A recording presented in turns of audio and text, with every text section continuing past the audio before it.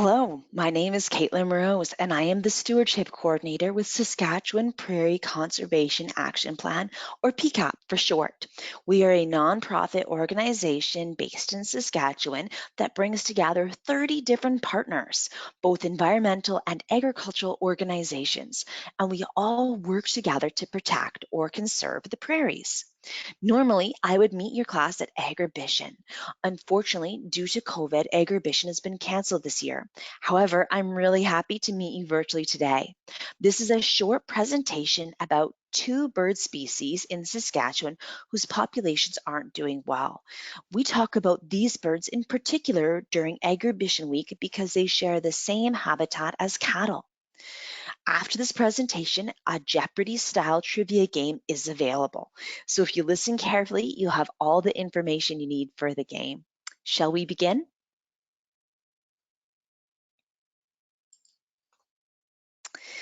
So let's take a look at this picture. What are we looking at? The top says critical native prairie habitat. It's a bit of a mouthful, isn't it?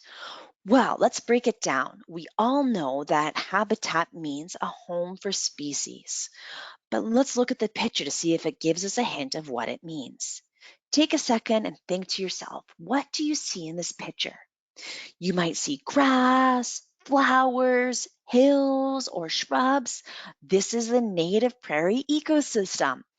There isn't enough precipitation for the growth of trees, but the wildlife that live here don't need trees. These grasses are the heart and soul of the ecosystem. Native prairie means the land is unchanged. This is the way it's been for hundreds, even thousands of years since the glaciers. Now, the last word in there is critical, and critical is a tricky word.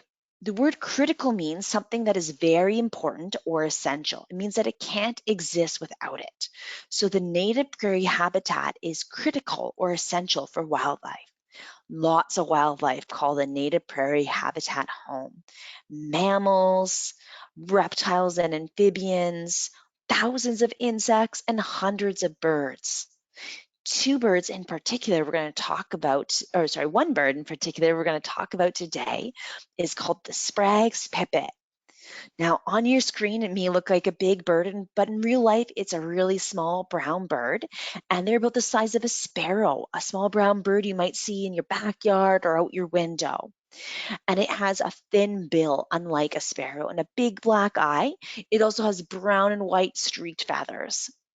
So the Sprague's pipit is a threatened species. That means that there's not many of them left. Their population is starting to decline, and we need to help them and learn more about them before they become an endangered species. And we all know what endangered means, that there's really not a lot left, and we need to help them right away before they become extinct. Extinct means they'd be gone forever, like the dinosaurs. And we don't want that to happen, do we? So the Sprague's pipit is really special because in the springtime, when it's time to find a mate, the male bird will go up really high in the sky and sing a song for a couple hours, and sings a beautiful song trying to find a female. So he works really hard to impress that female. And when he finds a mate and it's time to build a nest, they build their nest right on the ground with the grass. The nest is shaped like a dome, and it's really well hidden in the grasses to protect the young from predators. Look at the chicks. Aren't they cute? Why do you think their mouths are open? Because they're hungry. They're so tiny and helpless, they have to wait for their parents to bring back food for them. What do you think they like to eat? Cheesies? No, just because their mouths are orange doesn't mean they like to eat cheesies. They like to eat insects, like little tiny bugs and that sort of thing. So the Sprague's pipit is a special bird because it's known as the Goldilocks bird. They like grass that's not too tall or too short. And you can find them in native prairie pastures with cattle or bison because they like land that has been grazed. And this bird lives only in the native prairie habitat. They like the nice, big, wide open space. Unfortunately, the critical native prairie habitat is disappearing.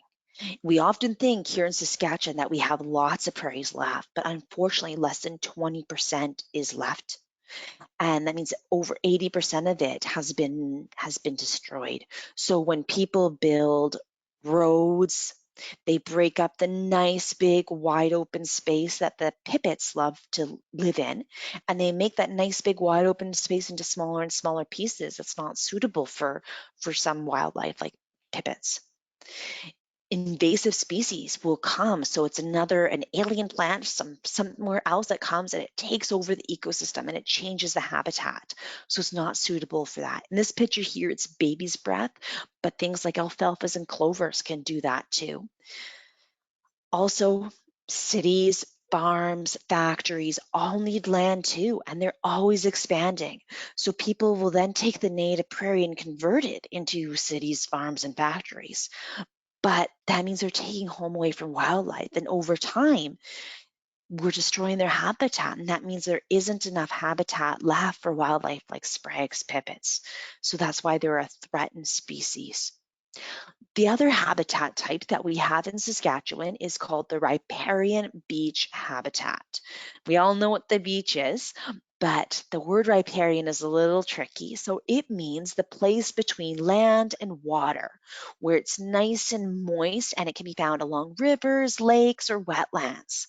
The riparian beach habitat is usually not a lot of vegetation, mostly sand, gravel, small rocks, and there's a lot of disturbance that comes through. So high water or ice, or it may even be salty in some areas, and that's perfect for the habitat. The wildlife that use this sandy, sparsely vegetated area, this is exactly how they like it. One bird that you can find in the riparian beach habitat is a piping plover. Say that a couple times fast. Piping plover. It's a bit of a mouthful. So it's a small bird. It may look like a seagull at first glance, doesn't it? But they're really small, about the size of a sparrow, and they have bright orange legs and an orange bill, and it almost looks like they've put on lipstick with a black tip at the end, doesn't it? And they've got a black band across their forehead and a beautiful black necklace. And this is their spring plumage, so they get dressed up for the springtime to find a mate, and the colors will fade in the fall. Their sand colored back will actually help them stay camouflaged. They get their name because they have a pipe-like call. So you can see them on the beach and they're often running, searching for food. So they like to eat insects. So you may see them run, stop, and snatch and grab an insect. Piping plovers are special because the male is the one that does all of the work, unlike most birds where it's the female. A piping plover nest is built by the male, and he doesn't even really build a nest. He just sort of scrapes away at the sand and the gravel, and they lay their eggs right there on that riparian beach habitat. But the eggs are camouflaged. They're really well hidden, so they stay safe from predators. And can you find the chick in the picture? Look, it's so tiny and cute. So as soon as the chicks hatch, they're about the size of a cotton ball with little toothpick legs, and the parents don't really do a lot for them. So they need to start wandering around and finding food and finding something for themselves to eat. Unfortunately, the piping plover is a endangered species. That means there's really not a lot left, and we need to start helping them before they become extinct. One of the reasons is their habitat, the critical riparian beach habitat, is very important. This is the only place they can live. They can't live in any other habitat type. So when people drain the wetland or dam and create new wetlands, they change the landscape. And because piping plovers need both water and beach, if we get rid of one, there isn't any suitable habitat left. If we have cows that walk on the beach during the piping plover nesting season, these cows create deep pugs or footprints in the mud. So a big heavy animal with small pointy feet, they can go really deep in. And these chicks that are wandering along the beach trying to find some food can fall into these pugs and they can get stuck and die.